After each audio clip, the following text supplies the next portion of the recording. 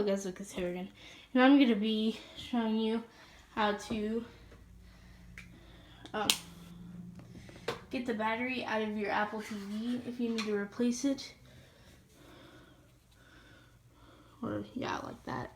So you're going to grab like a quarter, and then you need to put it like this, turn it. You can only turn it with like that. And as you can see, it's turned. Now it's removable. I removed it.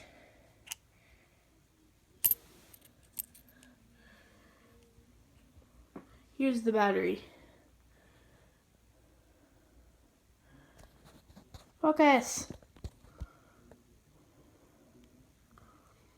Panasonic. So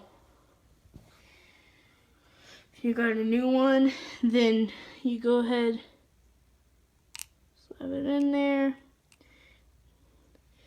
You get your top, put it on like this,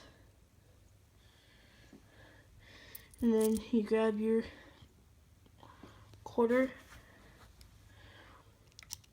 put it in there again, turn it again, and then make sure it's fully closed, and let's make sure it works. It works. Okay. Cool. Comment, like, subscribe, and I'll see you guys on the next video. Peace.